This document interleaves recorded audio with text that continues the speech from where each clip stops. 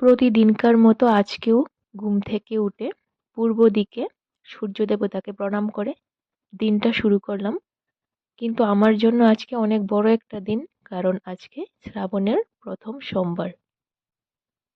সকাল সকাল পরিবেশটা, মানে ভোরই বলা যায়, পরিবেশটা খুবই মুলায়েম, ঠান্ডা, সুন্দর, সবুজ লাগছিল। তো কিছুক্ষণ পরিবেশটাকে উপভোগ করলাম, তারপর চলে গেলাম আমার নিত্য কাজে, মানে বাসিঘর, ঝাড়পোছ এসব করার জন্য, যেটা আমাদের বাঙালি গৃহিণীদের প্রতিদিনকার কাজ।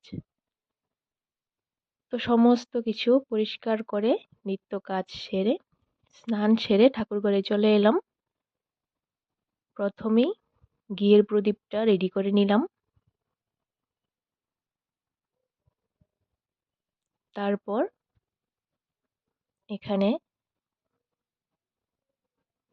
ফুল, বেলপাতা সবকিছু রেডি করে নিলাম।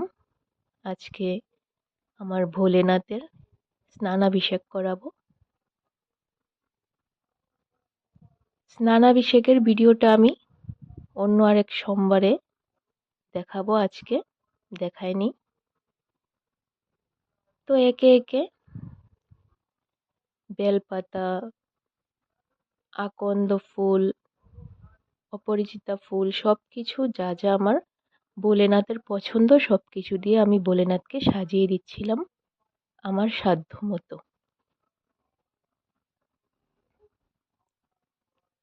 আজকে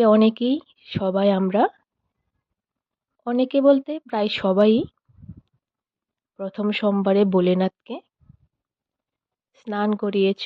ভোলেনাথের কাছে একটাই প্রার্থনা, যেসব ভক্ত তোমায় মন জুগিয়ে মন ভরে তোমাকে স্মরণ করে, প্রভু তোমার সেবা করার চেষ্টা করে, তুমি সবার মনের মনস্কামনা পূর্ণ করে দিও।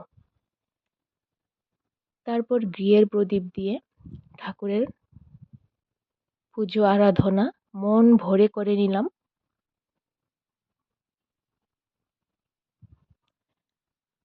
আর ভোলেনাথ কিন্তু অল্পতেই খুশি, তাই ওনার নাম ভোলেনাথ। পূজা শেষ করে ঠাকুরের কাছে মনস্কামনা বলে প্রার্থনা করে চলে এলাম আমার রোজকার কাজে, মানে রান্না করার জন্য। নিরামিষ ঘরে এসে